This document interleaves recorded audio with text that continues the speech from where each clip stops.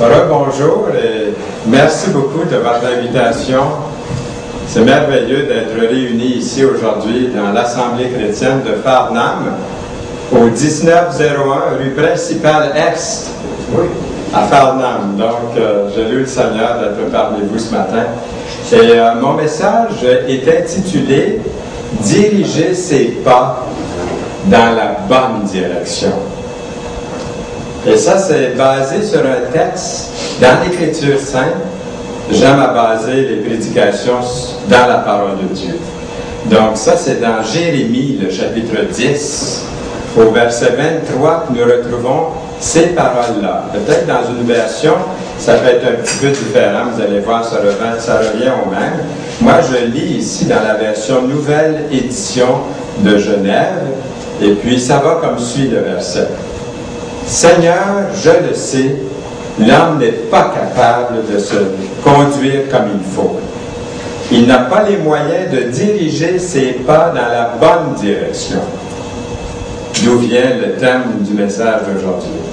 Seigneur, corrige-moi avec mesure et non pas avec colère, sinon tu me réduirais à rien.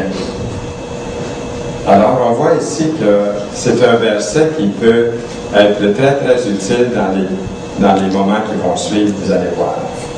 J'aimerais premièrement vous parler d'un incident assez étrange qui a eu lieu dernièrement. Un homme est entré dans un restaurant du poulet frit, pour ne pas nommer la marque là, du restaurant. Et la jeune dame avec qui il était a attendu, elle, dans l'auto. Le gérant du restaurant se préparait justement à sortir pour aller faire un dépôt à la porte.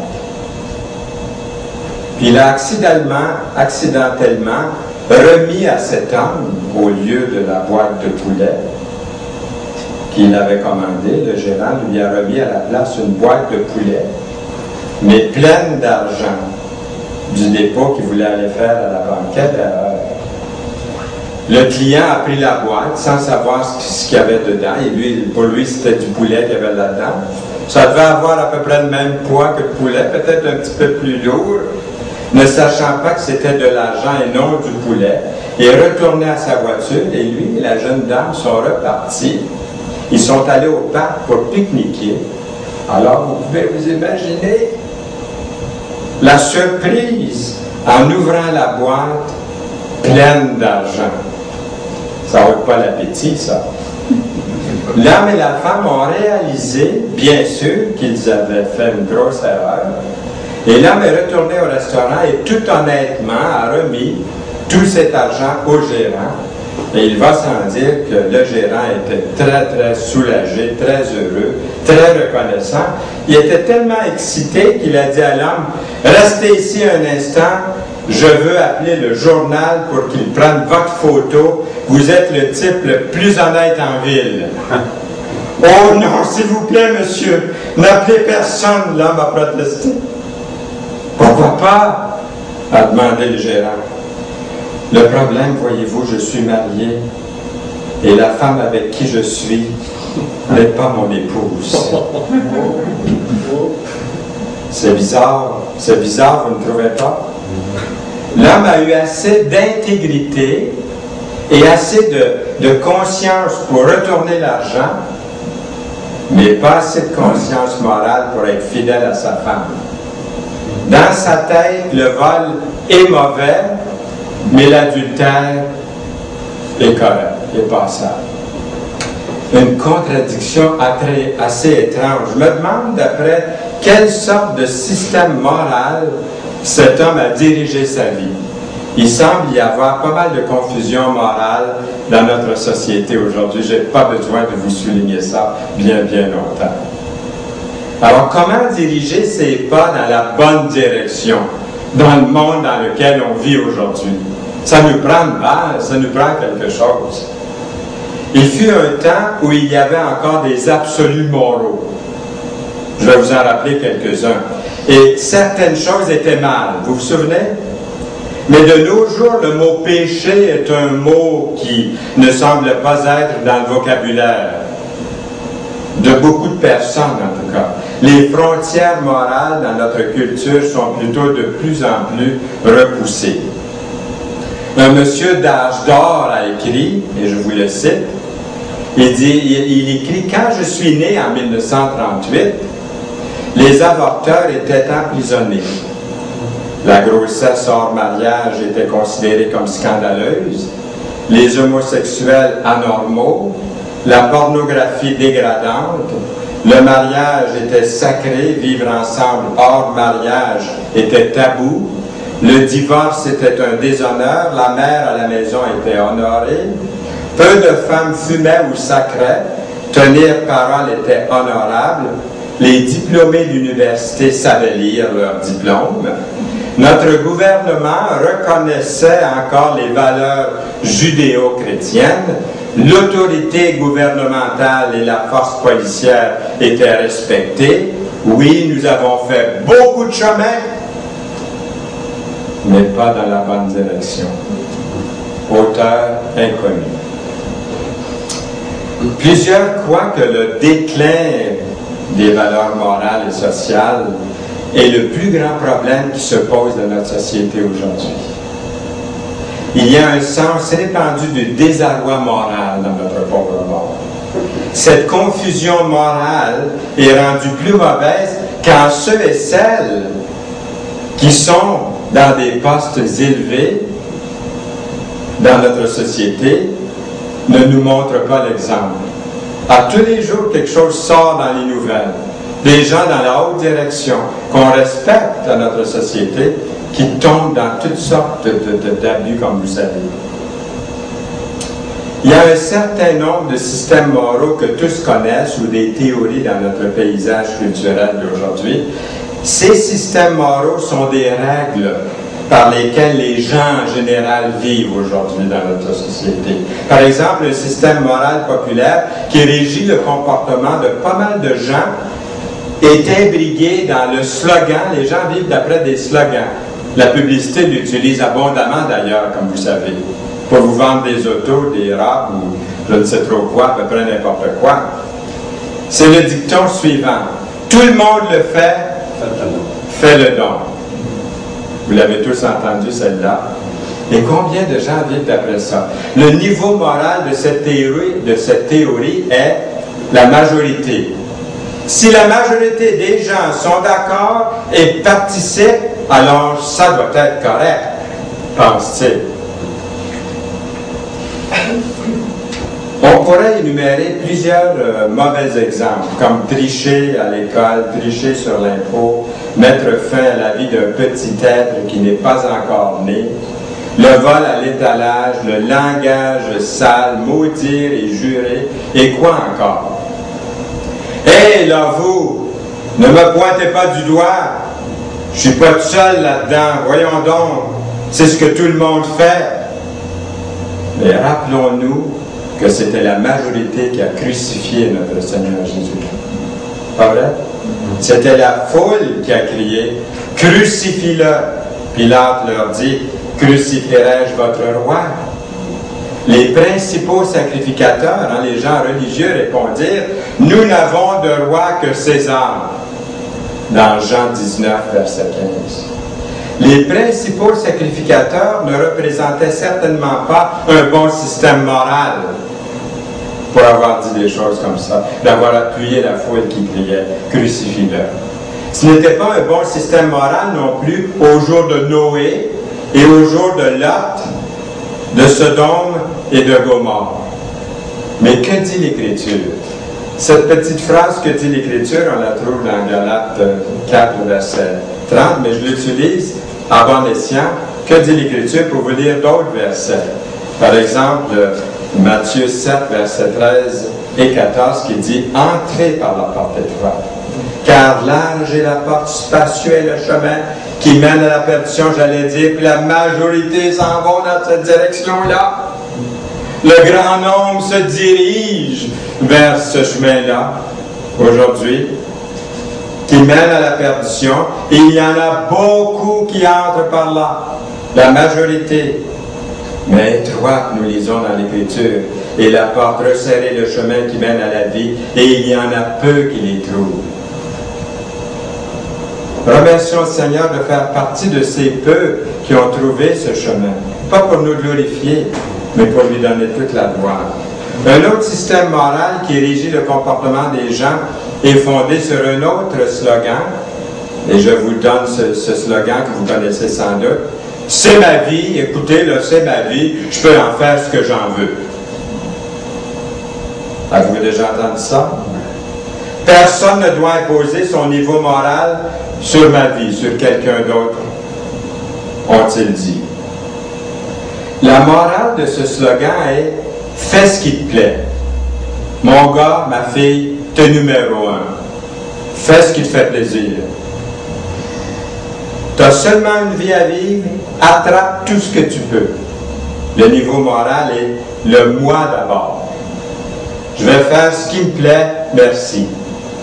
Ceux qui utilisent les drogues pourraient défendre leur action en disant « C'est mon corps, je peux en faire ce qui me plaît. » De même, ceux qui défendent l'avortement pourraient dire « C'est leur choix, c'est pas l'affaire des autres, c'est son corps et sa vie, elle peut en faire ce qui lui plaît. » C'est, voyez-vous, un système moral très populaire de nos jours.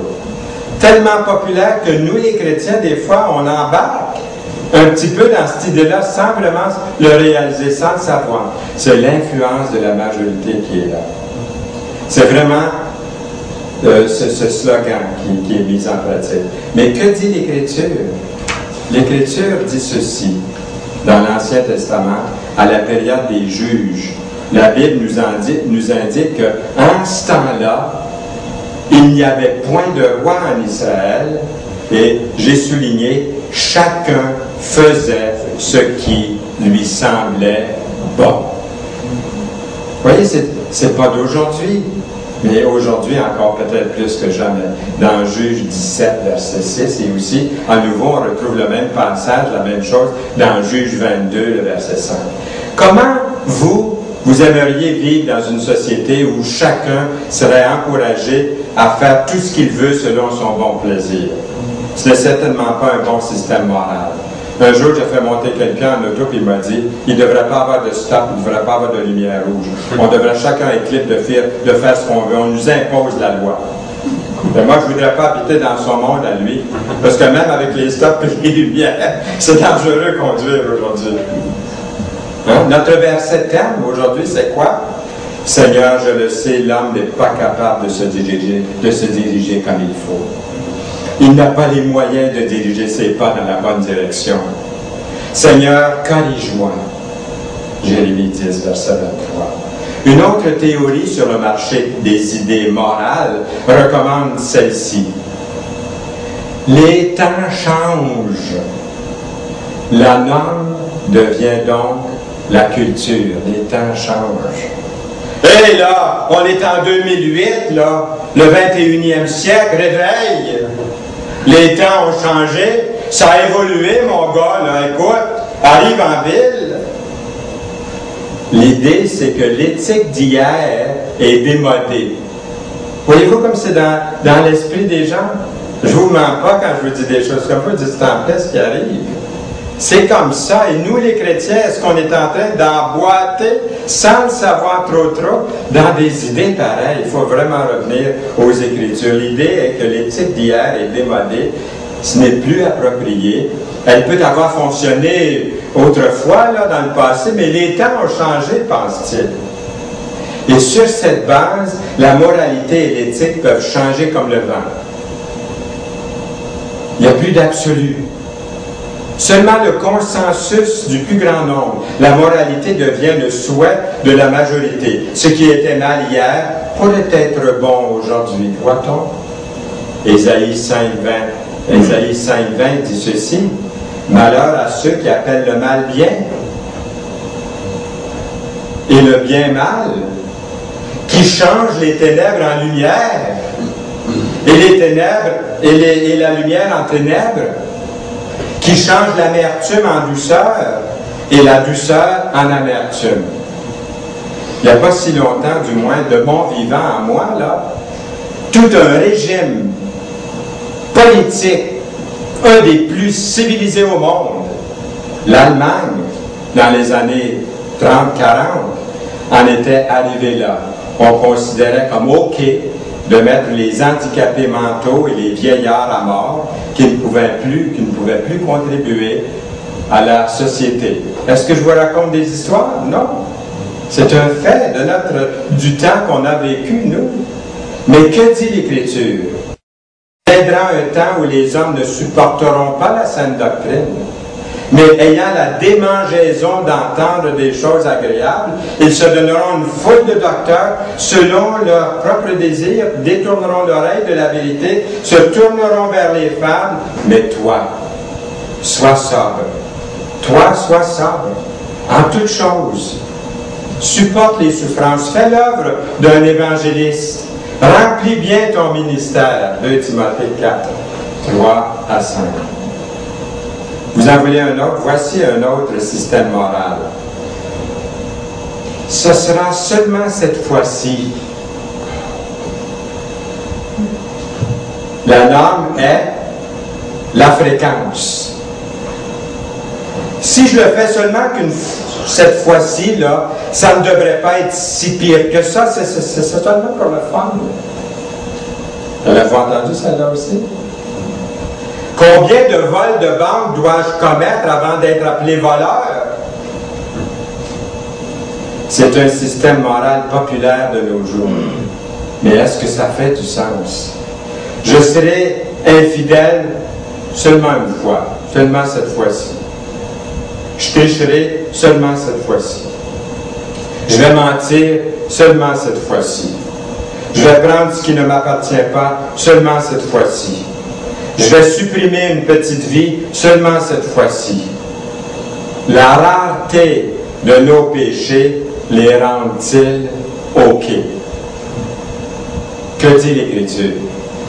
Que dit la parole de Dieu? David avait fait, écoutez bien ceci, David avait fait ce qui est droit aux yeux de l'Éternel. Il ne s'était détourné d'aucun de ses commandements pendant toute sa vie. Et tout à coup, il y a un mot terrible ici. Excepté, voyez-vous, excepté dans l'affaire d'Uri le Héthien, dans 1 Roi 15, verset 5. Pour David, ce seul péché grave a fait toute la différence. Combien de fois Ève a-t-elle mangé du fruit interdit? Quand elle en a mangé, puis ensuite son mari, du fruit interdit dans le paradis, dans le jardin, est-ce que Ève et Adam se sont dit en eux-mêmes, ça ne fera pas de mal à personne si j'en mange, seulement cette fois-ci? David et Bathsheba, David pensait-il, seulement cette fois-ci, ça n'irait pas plus loin que ce soir. Un système populaire, un autre système populaire de nos jours, si tu te sens bien là-dedans, là, fais-le. Écoute ton cœur. On entend des fois. J'écoute mon cœur. Si je me sens bien là-dedans, c'est OK. Ça, c'est populaire. Le niveau moral de ça, les sentiments. Les sentiments. C'est ce qui est souvent exprimé aujourd'hui dans la musique. Fais-toi plaisir. La culture populaire semble dire, vous pouvez vivre ensemble, vous n'avez même pas besoin d'être mariés. La Bible dit, telle voie paraît droite à un homme, mais son issue, c'est la voie de la mort. Dans Proverbe 16, verset 25. Vous voulez en entendre un autre que vous connaissez bien? Un autre système moral populaire, c'est légal, où ils disent, c'est pas illégal. C'est légal ou c'est pas illégal? Ce système moral devient donc la loi ou la Constitution. Si quelque chose est légalement permis, alors ça doit être moralement acceptable. Si ce n'est pas illégal, alors ça doit être correct, pense-t-on. Par exemple, il peut arriver des choses non conformistes, mais légales. Le fait que l'esclavage était à un moment donné légal ne signifie pas que c'était moral. Le fait que la discrimination envers les autres races et d'autres minorités était légale, jusqu'à il n'y a pas tellement longtemps, puis encore aujourd'hui dans certains pays, ne signifie pas que c'est correct. Mais que dit l'Écriture? Malheur à vous, scribes et pharisiens hypocrites, parce que vous payez la dîme de la menthe, de la nette et du cumin, et que vous laissez ce qui est le plus important dans la loi. Qu'est-ce que c'est qui est le plus important dans la loi, dit la Bible dans ce verset, dans Matthieu 23, 23? La justice, la miséricorde, la fidélité. C'est là ce qu'il fallait pratiquer sans négliger les autres choses, nous dit l'Écriture. Il y a une loi plus élevée que celle des hommes. Et au cœur de la loi de Dieu, ce n'est pas de veiller à mettre les points sur les i, c'est pas ça la préoccupation de Dieu. Mais plutôt, la loi de Dieu prend en considération ces trois choses. La justice, la miséricorde, la fidélité. Enfin, un bon système moral, puis dans l'Écriture, celui-là, c'est Jésus qui le mentionne dans Matthieu 7, 12. Faites pour les autres tout ce que vous voulez qu'ils fassent pour vous. La règle d'or du Seigneur Jésus-Christ. Quel monde merveilleux, n'est-ce pas, ça serait si chacun emploierait cette règle d'or des Écritures comme niveau moral. C'est le meilleur système moral au monde. Il se trouve dans la Bible, dans à peine 1 ou 2 passages des Saintes Écritures. Dieu nous dit tout ce dont nous devons savoir sur la manière de traiter les autres personnes et la manière de bien vivre en ce monde. Et dans Romains, c'est repris dans Romains 13, verset 8, « Ne devez rien à personne, si ce n'est de vous aimer les uns les autres. Car celui qui aime les autres a accompli la loi. » En effet, les commandements, tu ne commettras point d'adultère, tu ne tueras point, tu ne déraperas point, tu ne convoiteras point, et ce qu'il peut y avoir encore, se résument dans cette parole. Tu aimeras ton prochain comme toi-même. L'amour ne fait point de mal au prochain, il est écrit. L'amour est donc l'accomplissement de la loi, est-il encore écrit. Comment est-ce que je voudrais être traité si j'étais l'autre personne? Que ferait Jésus? Quel serait le bon geste à poser? C'est certainement le meilleur système moral de tout que nous avons ici. Que le Seigneur nous aide à lui demeurer fidèle dans tous nos efforts selon sa règle d'or. J'aimerais vous citer un autre auteur anonyme qui a écrit ceci. Écoutez bien, il écrit « Dans le parcours de votre vie, rappelez-vous d'être aimable envers les gens, prévenant envers ceux de votre âge, compatissant envers les personnes plus âgées. » Écoutez bien ceci, parce que c'est bien possible qu'au cours de votre vie, vous soyez également toutes ces différentes personnes. Un autre système moral très populaire qui régit le comportement des gens concernant leur salut éternel, et je vais terminer avec celui-là, c'est « Aide-toi et le ciel t'aidera ». Avez-vous entendu celle-là souvent? Pour une très grande majorité, le salut de l'âme ne peut pas être offert comme un cadeau de Dieu. Il faut l'acheter, il faut le gagner, il faut le mériter. Écoute, là, la vie éternelle, dans les délices éternels, là, ça ne se donne pas sur un plateau comme ça. Là, écoute, là, il doit y avoir quelque chose en arrière de ça. Oui, il y a quelque chose en arrière de ça, puis devant, puis au-dessus, puis autour. C'est la croix, c'est Jésus. C'est lui qui l'a fait. Mais pour l'homme, pour la majorité, un cadeau de Dieu à l'homme pécheur sans que l'homme n'ait rien à payer, c'est pas logique pour le genre humain de recevoir de Dieu l'offre gratuite d'un salut éternel. Il faut bien qu'il ou qu'elle fasse quelque chose, faire partie d'une religion ou d'une bonne philosophie, de bons principes de vie pour être sauvé. Mais qu'est-ce que dit l'Écriture? L'Écriture dans Éphésiens 2.8 dit ceci, c'est par la grâce que vous êtes sauvés, par le moyen de la foi. Et cela ne vient pas de vous, c'est le don de Dieu. Ce n'est point par les œuvres afin que personne ne se glorifie.